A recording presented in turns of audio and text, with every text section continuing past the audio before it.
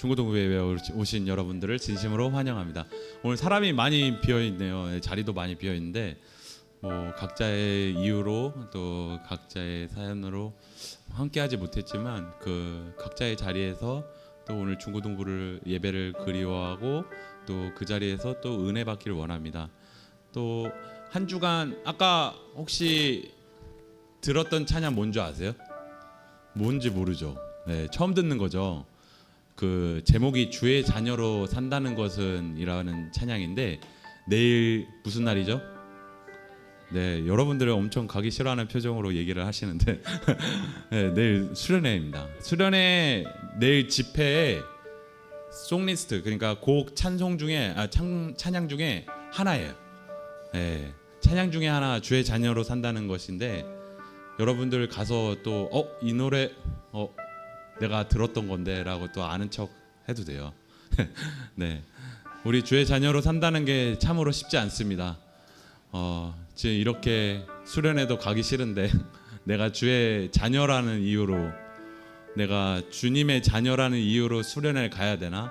아니면 놀러 가고 싶은데 더 좋은 데로 가고 싶은데 그런 생각이 들 때도 우리는 그런 생각이 들어도 여러분들은 그래도 주님을 선택하셨어요. 그냥 무슨 이유로도 빠져도 되지만 그래도 여러분들은 주님을 선택하셨습니다. 주님께서 그 선택한 마음을 기쁘게 받아주실 거고 또 주님께서 사랑으로 또 여러분에게 감동을 주실 거고 또 수련회를 갔다 와서 은혜 충만한 또 사랑 충만한 그러한 우리 예배자로 만들어 주실 것입니다. 또 우리가 내일 수련회이지만 또 오늘 예배 또한 오늘 온전히 주님께 올려드리는 예배가 되기를 원합니다. 또 온전히 주님의 사랑에 매여서 주님만 찬양하고 주님만 예배하고 주님만 바라보는 그러한 예배자가 되길 소망하면서 우리 같이 찬양하겠습니다.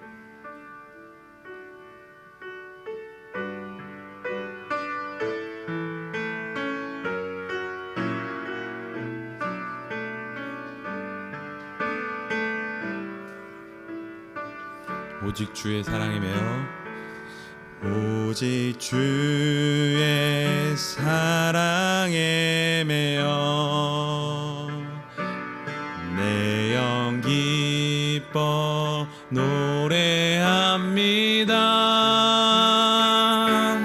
이 소망의 언덕 기쁨의 땅에서 주께 사랑드립니다. 오직 주의 임재 안에 오직 주의 임재 안에 갇혀 내 영 기뻐 찬양합니다. 이 소명의 언덕 거룩한 땅에서 주께 경배드립니다. 우리 함께 고백합시다. 주께서 주신 모든 은혜 나는 말할 수 없네. 내 영혼 즐거이 주 따르렵니다. 주께 우리 처음부터 고백할까요? 오직 주의 사랑에 매여 오직 주의 사랑에 매여 내 영 기뻐 노래합니다. 이 소망의 언덕 기쁨의 땅에서 주께 사랑드립니다. 오직 주의 임재 안에 오직 주의 임재 안에 갇혀 내 영 기뻐 찬양합니다.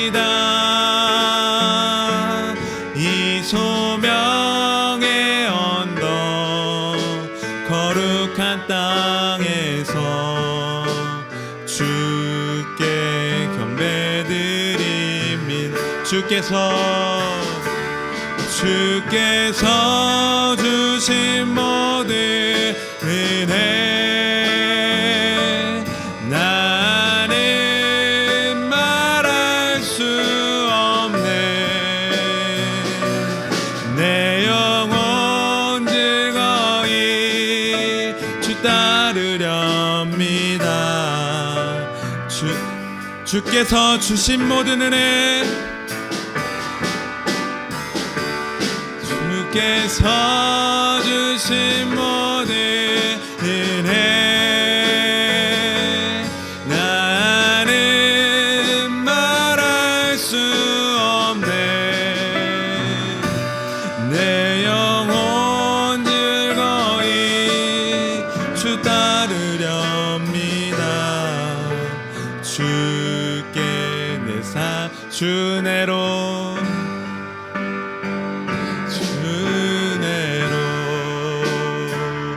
이곳에 서 있네.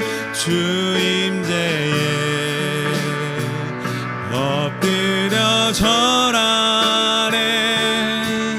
그 어느 것도 난 필요 없네. 주님만 경배해. 주내로 이곳에 서 있네. 주 임재에 엎드려 절하네. 그 어느 것도 난 필요 없네. 주님, 우리 처음부터 다시 고백할까요? 주내로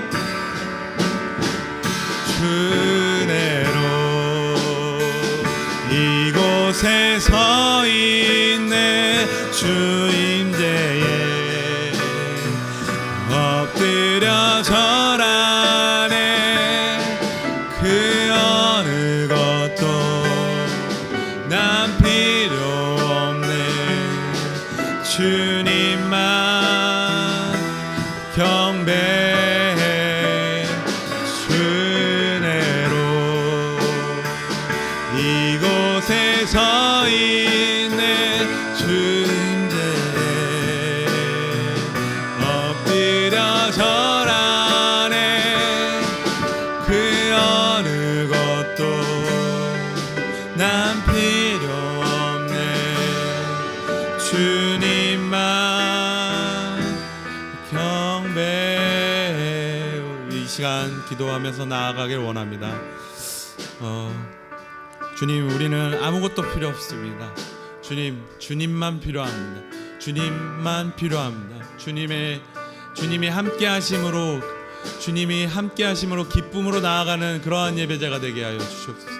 주님께서 원하시는 예배자가 되게 하여 주시옵소서. 그러한 예배자로 인도해 주시는 주님을 온전히 따라가면서 사랑하는 우리가 되게 하여 주시옵소서. 주님, 우리 함께 나아가길 원합니다. 주님, 아버지께서 인도하여 주신 것처럼 주님께서 원하시는 예배자가 되게 하여 주셔서 주님만 필요한 저희들이 될 수 있게 하여 주시옵소서. 세상의 어떠한 것보다 주님만 필요한 우리가 되게 하여 주시옵소서. 주님의 이름만 외치는 저희들이 될 수 있게 인도하여 주시옵소서.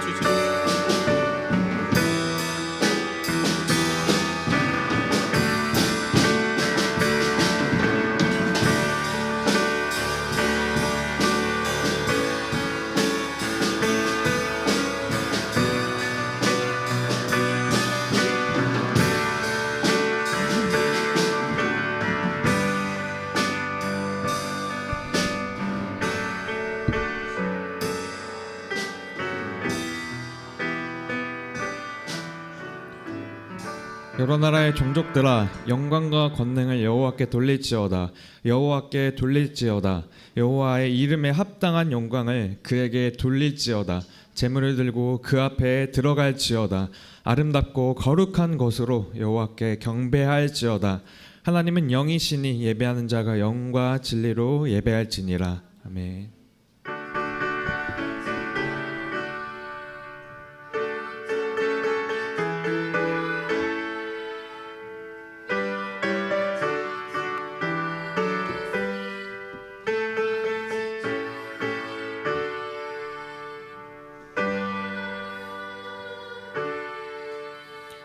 우리 사도신경으로 신앙 고백하도록 하겠습니다. 나는 전능하신 아버지 하나님 천지의 창조주를 믿습니다. 나는 그의 유일하신 아들 우리 주 예수 그리스도를 믿습니다. 그는 성령으로 잉태되어 동정녀 마리아에게서 나시고 본디오 빌라도에게 고난을 받아 십자가에 못 박혀 죽으시고 장사된 지 사흘 만에 죽은 자 가운데서 다시 살아나셨으며 하늘을 오르시어 전능하신 아버지 하나님 우편에 앉아 계시다가 거기로부터 살아있는 자와 죽은 자를 심판하러 오십니다. 나는 성령을 믿으며 거룩한 공교회와 성도의 교제와 죄를 용서받는 것과 몸의 부활과 영생을 믿습니다. 아멘.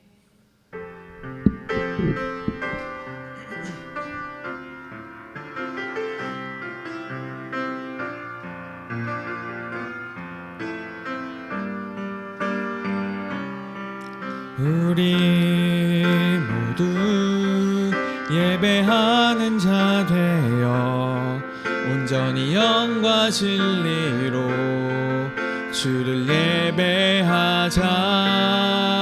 주가 우리와 함께 영원히 함께 하시고 마르지 않는 샘물로 우리 마음을 열어 한 번 더 찬양합니다.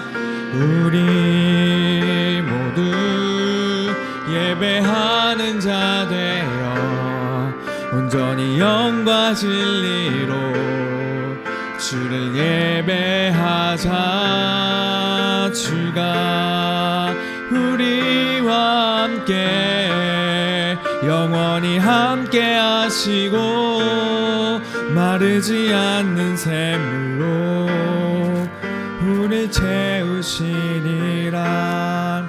우리를 대표하여 배영 선생님께서 기도해 주시겠습니다.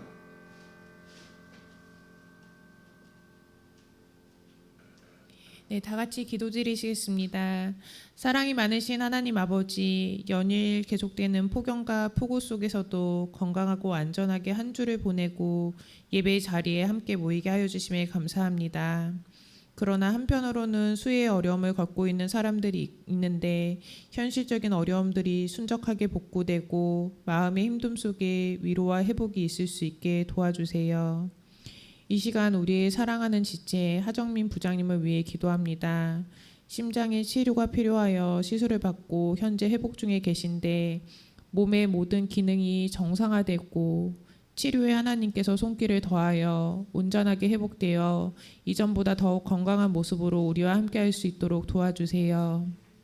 또한 내일부터는 네러스라는 타이틀로 개최되는 여름 캠프로 학예 수련회를 참여하게 되었는데 그곳에서 함께하는 동안 말씀과 찬양의 시간을 통해 살아계신 하나님을 다시 한번 경험하고 하나님께 나아가는 삶을 사는 저희가 될 수 있도록 도와주세요.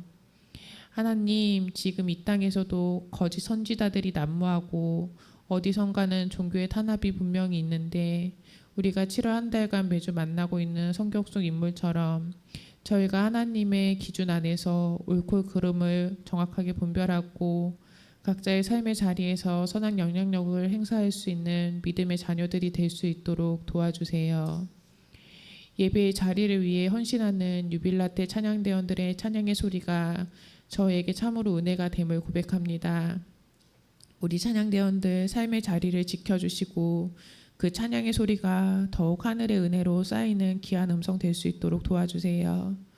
오늘 목사님께서 전해주시는 누디아의 이야기를 통해 도전과 결단이 있길 바라며 한 주간의 삶도 하나님 말씀을 기억하고 말씀 속에 제자의 모습으로 지혜롭고 힘있게 살아가는 저희들이 될 수 있도록 도와주세요.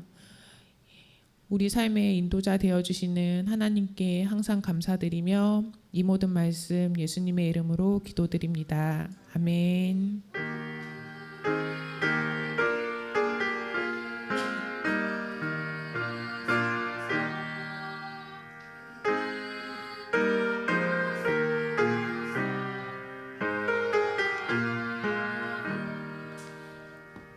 네, 오늘 하나님께서 주신 말씀은 사도행전 16장 11절에서 15절 말씀입니다.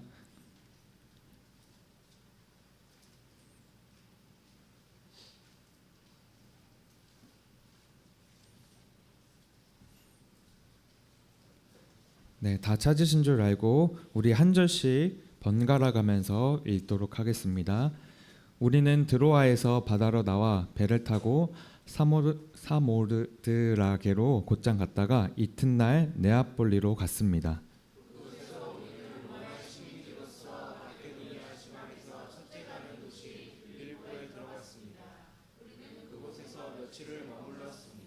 안식일에 우리는 혹 기도할 곳을 찾을 수 있지 않을까 하는 기대감으로 성문 밭 강가로 나갔습니다. 우리는 그곳에 앉아서 거기 모여 있는 여인들에게 말씀을 전했습니다. 말씀을 듣던 사람들 가운데 루디아라는 여인이 있었습니다. 그 여인은 두아라라는 도시에서 온 자주새 목감 장수로서 하나님을 경외하는 사람이었습니다. 주께서 그 마음을 열어 바울의 말에 귀 기울이게 하셨습니다. 네, 함께 읽도록 하겠습니다. 루디아는 그 집안 식구들과 함께 세례를 받고 저를 참된 신자로 여기신다면 제 집에서 오셔서 머물러 주십시오 하고 간청하면서 우리를 자기 집으로 데리고 갔습니다. 아멘. 네.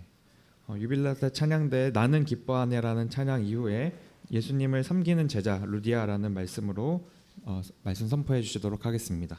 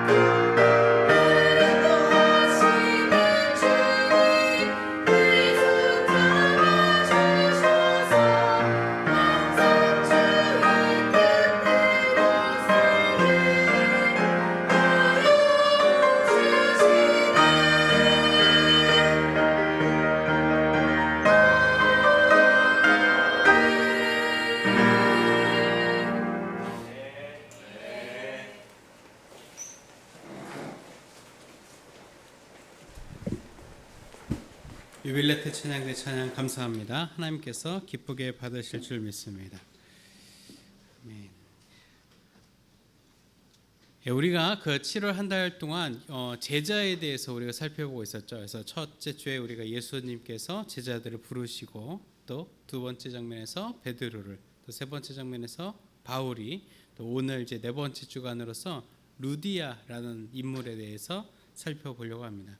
여러분이 루디아라고 하는 이 여성이 얼마나 익숙한지는 잘 모르겠어요. 일단은 이름으로 봤을 때는 이제 여성인 것 정도는 조금 추정이 되기도 하겠죠. 근데 아마 루디아가 어떤 인물인지 잘 몰랐다면 오늘 또 말씀을 함께 우리가 나누면서 이 루디아라는 인물이 어떠했고 또 어떤 여인이었고 또 사도 바울과 그 동역자들에게 어떠한 열매였는지 한번 살펴보도록 하겠습니다. 다음 슬라이드 볼 수 있을까요? 예. 그렇군요. 그러면은 알겠습니다. 좋습니다.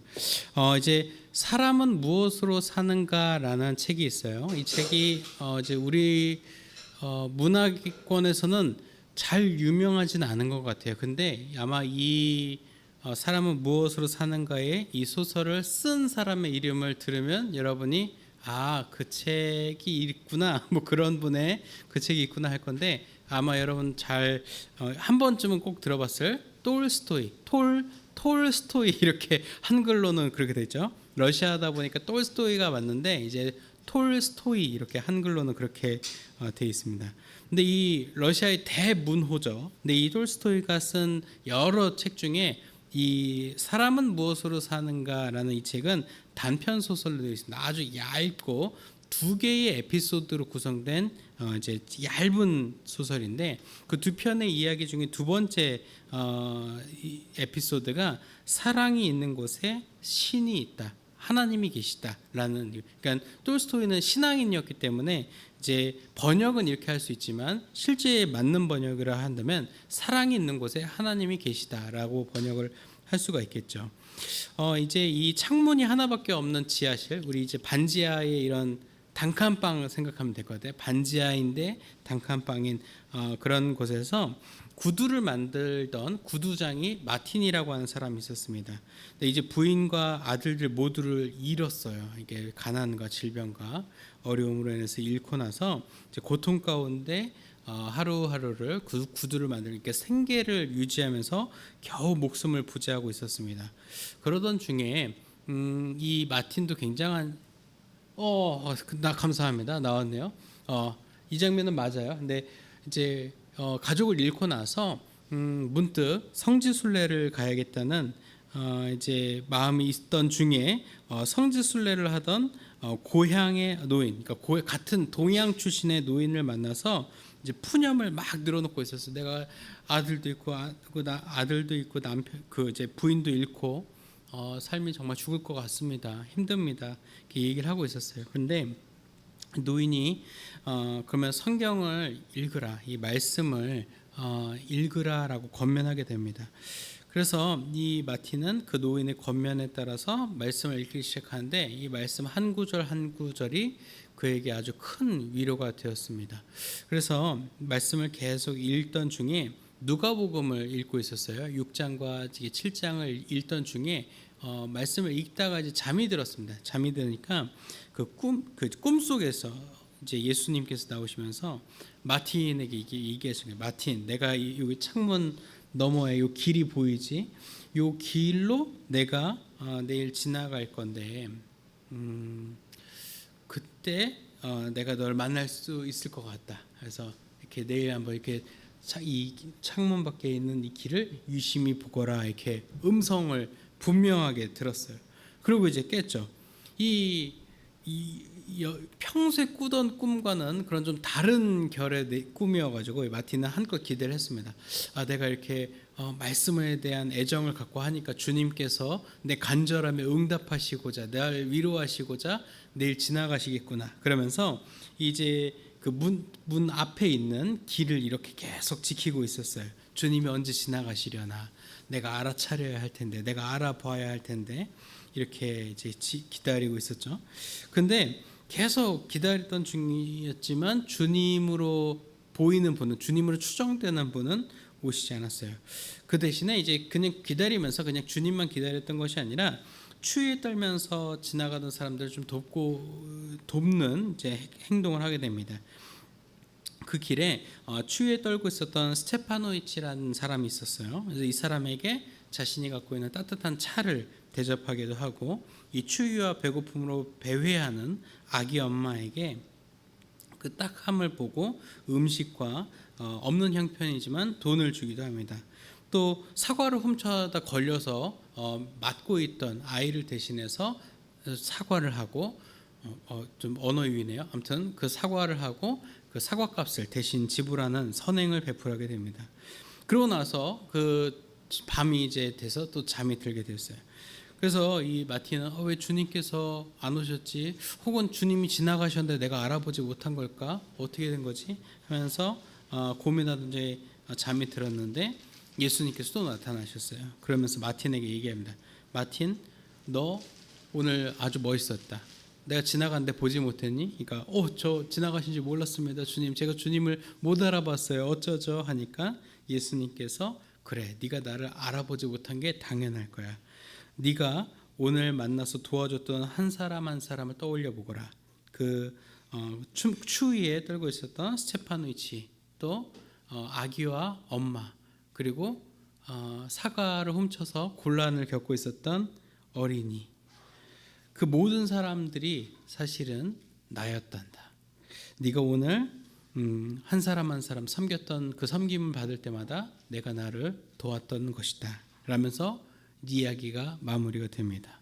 이게 바로 이제 사람은 무엇으로 사는가의 두 번째 에피소드인 사랑이 있는 곳에 하나님께서 계시다, 혹은 주님이 계시다, 이렇게 번역을 할 수가 있겠죠. 이 톨스토이는 이 단편의 이 에피소드를 통해서 예수님의 가르침을 우리에게 생각나게 합니다. 여러분, 예수님의 가르침에도 지극히 작은 자에게 한 것이 곧 나에게 한 것이다라는 가르침을 제자들에게 분명히 주신 바 있습니다. 그래서 그 내용에 대해서 에피소드를 조금 더 풀어서 톨스토이가 이 내용을 붙인 겁니다. 이 에피소드는 우리에게 섬김이란 무엇인가, 또한 우리가 예수님의 제자로서 살아가는 것은 무엇인가라는 생각을 할 때에 이 누군가를 섬긴다는 것, 누군가를 돕는다고 하는 것에 대해서 우리가 분명히 다시 생각하게 하는 것이죠.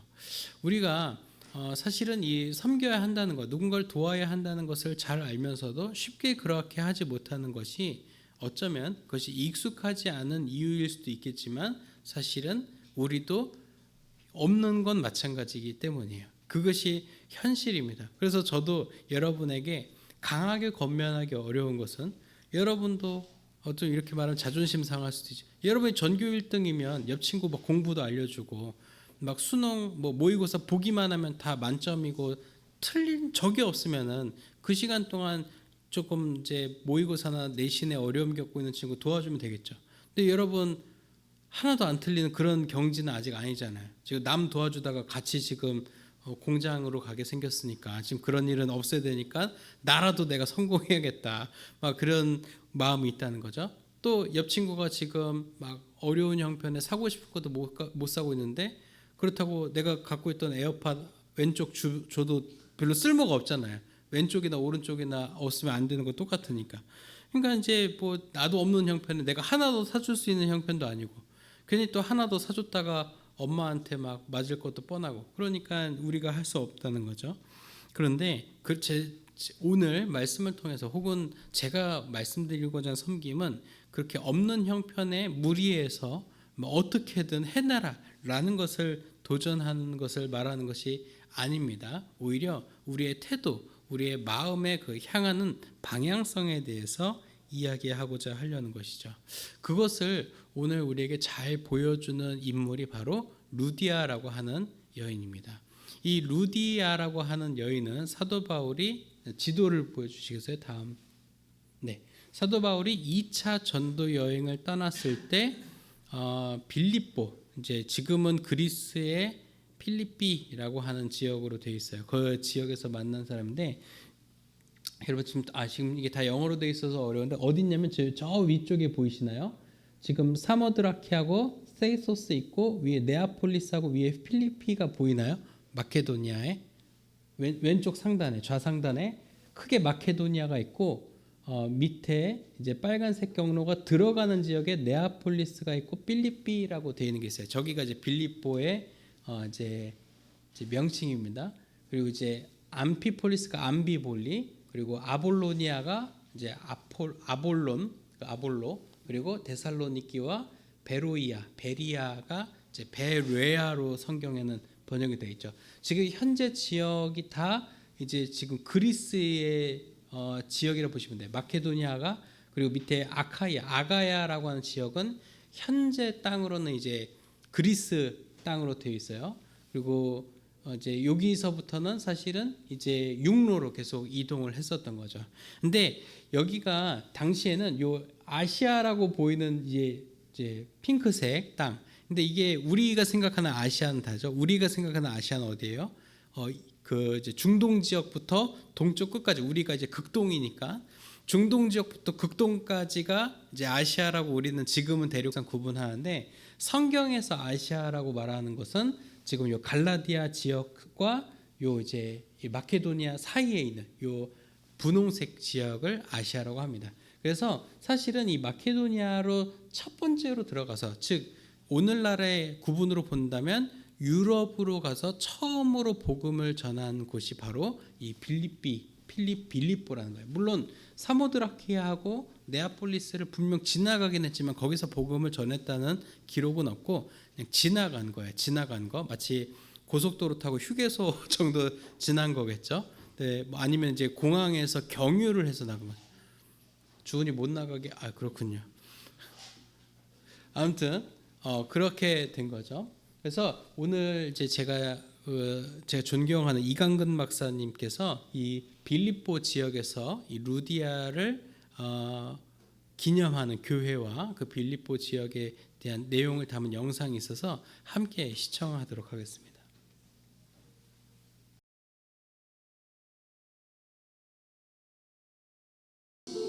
네, 여기까지 보도록 하겠습니다.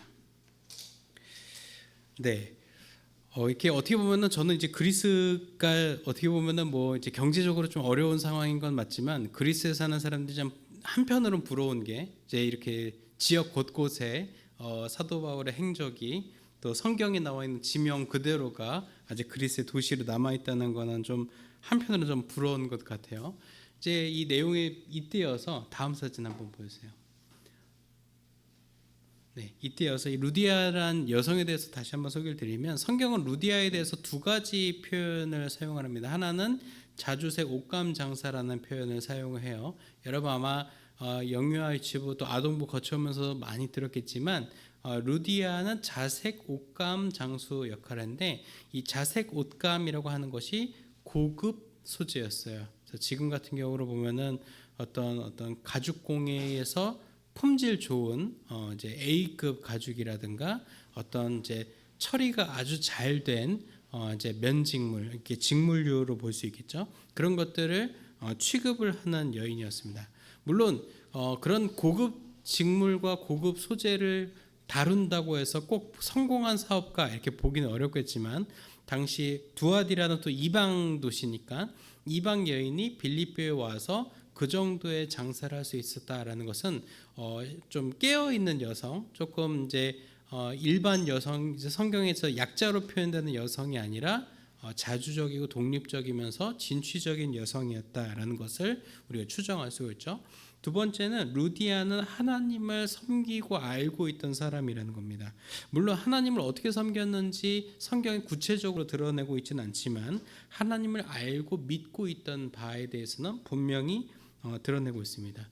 근데 이러한 루디아가 강가에 나와 있었다는 것은 어쩌면 당시 이제 사도 바울은 이제 사도 바울의 어떤 시그니처인데, 사도 바울은 어떤 도시에 딱 도착하면은 유대인 회당부터 찾았어요. 근데 빌립보에는 유대인 회당이 이제 들어간 장면이 나오지 않습니다. 그 말인즉슨 빌립보에는 유대인 회당이 없었던 거죠. 근데 유대인 회당이 생기기 전에 유대인들은 보통 무엇을 하냐면 강가에서 보통 모여서 기도를 합니다. 왜냐하면 정결 예식이란 걸 했어야 됐었기 때문이에요. 이렇게 몸을 이제 담그는 거죠. 근데 이제 사도 바울도 여기 빌립보 도착했는데 회당이 없네. 그럼 강가에 유대인들이 좀 있지 않을까 해서 이제 강가로 갔는데 유대인들은 없었지만 루디아를 만나게 된 거죠. 그래서 루디아에게 복음을 전했는데, 이 하나님을 알고 믿고 있던 루디아는 바울의 복음을 통하여서 하나님의 아들 예수 그리스도를 영접하게 됩니다. 그러고 나서 루디아의 삶에 두 가지 변화가 일어나게 됩니다. 첫 번째 변화는 가족들에게 가서 복음을 전한 거였어요. 그래서 자기만 세례를 받고 주님을 영접하는 것이 아니라 가족들 모두에게 복음을 전하고 함께 세례를 받도록 했습니다. 그래서 이 루디아는 가족들에게도 복음을 전하는 것, 그리고 가족들의 영적 필요를 채워주면서 가족들이 새로운 신앙 안에서 새로운 가족 관계를 갖도록 하는 데에 이제 어떤 변화의 접점을 맞았던 첫 번째 단계를 밟았고, 두 번째는 이후에 자신에게 세례를 베풀어준 바울의 일행을 집으로 초대하고 모셔서 빌립보에서 복음을 전하고 사역을 하는 동안 그들을 섬겼다는 겁니다. 여러분 이제 아마 알지 모르겠지만 이후에 빌립보에서 사도 바울이 귀신 들린 여종을 도와주었죠. 이제 귀신을 쫓아냈다가 그 여종의 주인들로부터 고발을 당해서 감옥에 갇히는 일이 발생하게 됩니다. 그러니까 그 이런 일련의 이후의 사건들이 나오는 과정에서 루디아가 계속 머무를 것, 또 지낼 곳들을 계속 제공을 했었던 거죠. 근데 여기서 루디아가 제가 집이 좀 있는데 쉬셔도 돼요. 바쁘시면 가시고요. 이렇게 하지 않았어요. 오히려 강권했습니다. 저희 집으로 오셔야죠. 오세요 해가지고 그들을 이제 맞이했다는 겁니다. 그래서 이제 또 이렇게 보면 또 이런 걸 보면 또 이렇게 진취적인 여성이라는 걸 한 번 더 알 수 있죠. 여러분 또 생각해 보십시오. 이렇게 아무리 우리 엄마가 이렇게 진취적인 사람이어도 막 우리 집에 우리가 살고 있는데 갑자기 외부 사람들 다 데리고 와서 막 야 너네 다 저 거실로 나와서 자, 그러고 이제 내 침대에다 다른 외부 손님 잘 그렇게 노는 거 쉽지 않죠. 근데 이제 아마 집도 좀 넉넉했고 여유가 있었던 것으로 보입니다. 그래서 좋은 여건과 환경을 또 제공해 준 것이 루디아의 모습이었습니다. 이렇게 자색 옷감 장수이자 이방 여인이었지만 하나님을 믿고 따르고 있었던 루디아는 세례를 받음으로써 가족에게 복음을 전하고 또한 바울 일행을 정성껏 섬기는 섬김의 마중물이 되었습니다. 그래서 이 루디아의 어쩌면 이런 섬김 덕분에 빌립보라고 하는 도시에 복음이 들어가고 그 빌립보라는 도시에 교회가 세워질 수 있었던 거죠. 우리가 처음에 있던 항공샷으로 빌립보 유적을 봤을 때 우리가 여러 가지 구조물들이 보였는데 사실 이제 조금 이제 빨리 지나가긴 했지만 왼쪽에 그 비잔틴 시대에 세워져 있는 바실리카, 그러니까 바실리카가 교회를 말하는 단어예요. 그러니까 그 비잔 이후에, 그러니까 성서 시대 이후에 세워진 교회터가 아직도 크게 남아 있어요. 규모가 상당히 큽니다. 즉 달리 말하면 빌립보에 기독교 교회가 또 교회 공동체가 세워졌고 지금 그리스 자체가 그리스 정교회의 국가가 됐잖아요. 그러니까 기독교 국가로서 그리스가 이제 바뀌게 되었는데 어쩌면 루디아의 역할이 적지 않았다 이렇게 볼 수 있겠죠. 예수님께서도 이렇게 루디아의 모습을 넘어선 섬김의 모습을 우리에게 보여주시고 계십니다. 다음 사진 한번 보여주세요.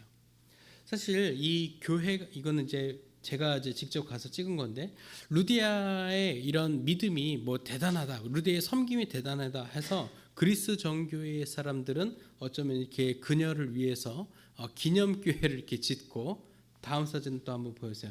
그 앞에 이제 이 세례터 공간, 이 원래는 강줄기였는데 세례를 받을 수 있도록 이렇게 세례터처럼 만들어 놓은 거죠. 그래서 실제로 여기서 세례를 받으시는 분들도 많아요. 근데 어쩌면 제가 이 성지순례 가서 이 곳을 보면서 루디아 여인에게 너무 초점이 맞춰지진 않았나 생각이 들어요.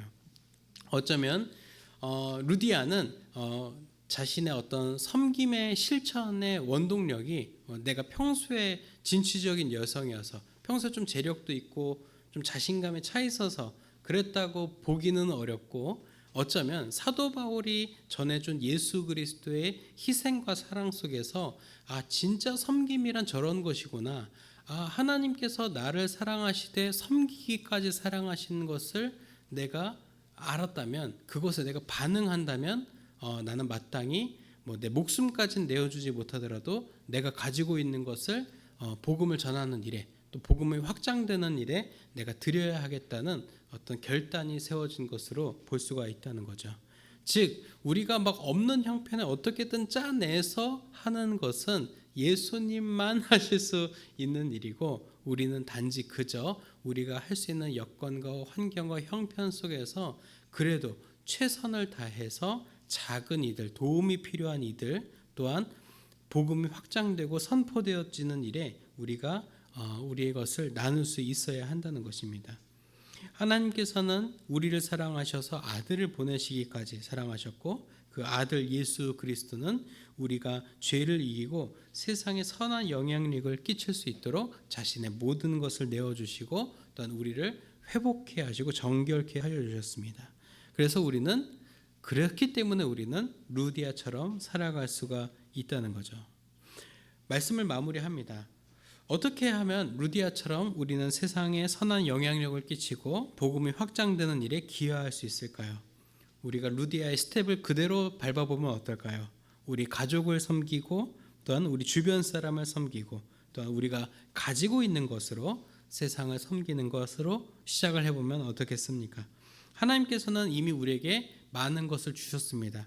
하지만 우리가 워낙 마음이 각박하고 여유가 없다 보니까 그것을 발견하지도 못했고 아깝다고 생각했고 또한 내가 스스로 가진 것이 없다라고 생각했기 때문에 그것이 잘 보이지 않았을 수 있습니다. 하지만 하나님의 사랑이 분명히 우리에게 전달되고 있고 도달하고 있고 그 사랑이 도달되는 지점 속에서 우리는 새로운 사람을 향해서 사랑을 넘겨줄 수 있는 시작점에 서게 되는 것입니다. 앞에 사진, 루디아 사진을 다시 보여주십시오. 감사합니다. 루디아의 모습이 또한 예수님의 사랑에 반응해서 루디아 삶이 그렇게 바뀌었던 것처럼 우리도 우리에게 도달한 하나님의 사랑을 이웃에게 전달하기 위해서 우리 가족을 또 이웃을 또한 내가 가지고 있는 형편과 여건 안에서 최선을 다해서 우리 주변을 섬겨나가면서 선한 영향력을 끼쳐나가는 저와 여러분 되기를 간절히 소망합니다. 우리 함께 드리는 기도로 말씀 마무리합니다. 함께 기도합니다. 우리를 섬김의 자리로 초청하시는 하나님 아버지, 오늘 말씀을 통해 복음을 듣고 예수님의 제자가 된 사람은 먼저 섬김의 본을 보이신 예수님을 따라 가족과 이웃을 적극적으로 섬겨야 함을 발견합니다. 일상 속에서 섬김을 실천하는 제자로 자라날 수 있도록 인도해 주세요. 예수님의 이름으로 기도드립니다. 아멘. 우리 다 같이 찬양하시면서 준비한 예물 드리겠습니다.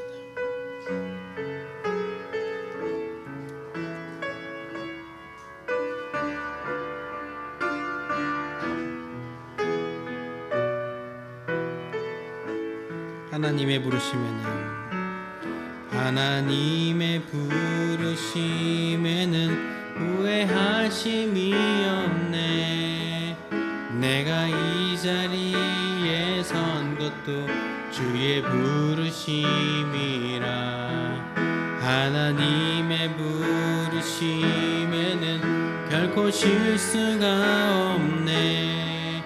나를 부르신 하나님의 신실하심을 믿네. 작은 나를 부르신 뜻을 나는 알 수 없지만 오직 감사와 순종으로 주의 길을 가리라. 때론 내가 연약해져도 주님 날 부으시니 주님 놀라운 그 계획을 나는 믿으며 살리. 날 부르신 뜻 내 생각보다 크고 날 향한 계획 나의 지혜로 측량 못하나 가장 좋은 길로 가장 안전한 길로 오늘도 날 이끄신 믿네. 때론 내가 연약해져도 주님 날 도우시니 주님 놀라운 그 계획을 나는 믿으며 살리. 날 부르신 뜻 내 생각보다 크고 날 향한 계획 나의 지혜로 측량 못하나 가장 좋은 길로 가장 완전한 길로 오늘도 날 이끌 안에 가장 완전한 길로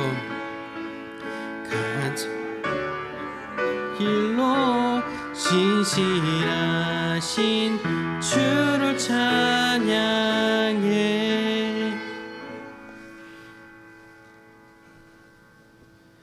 하나님 감사합니다. 우리를 제자로 불러주시고 그 제자의 여정과 걸음 가운데 우리가 반드시 기억해야 할 것을 또한 깨닫게 하시니 감사합니다. 우리가 일상 속에서 가족을 섬기고 이웃을 섬기고 또 우리가 가진 것으로 섬길 수 있는 것에 우리가 우리의 삶을 드릴 수 있도록 도전 주시고 또한 인도하여 주옵소서.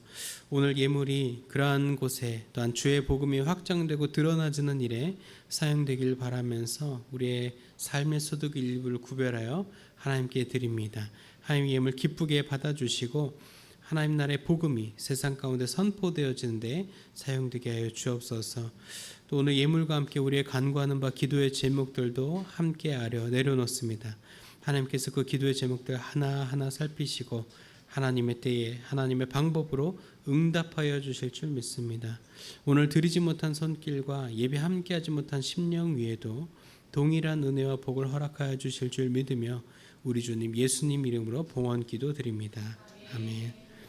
우리 자리에서 일어나셔서 파송에 찬송하겠습니다.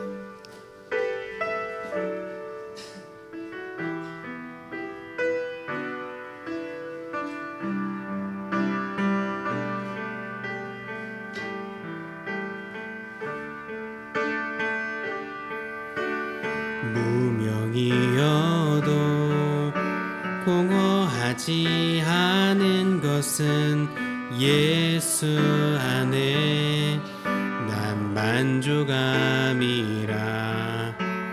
고난 중에도 견뎌낼 수 있는 것은 주의 계획 믿기 때문이라. 실패하여도 일어설 수 있는 것은 예수 안에 오직 나는 승리함이라. 난 예수로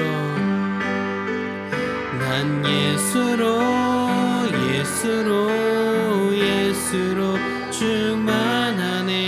난 예수로 충만하네. 난 예수로 충만하네.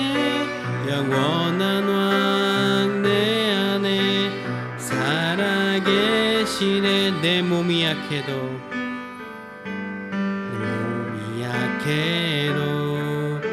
낙심하지 않은 것은 예수 안에 난 완전함이라.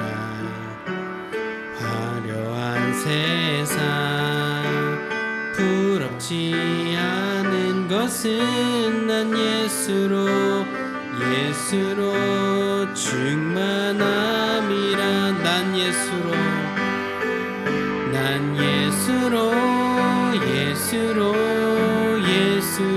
충만하네. 세상 모든 것들도 부럽지 않네. 난 예수로 충만하네. 영원한 왕 내 안에 살아계시네. 난 예수로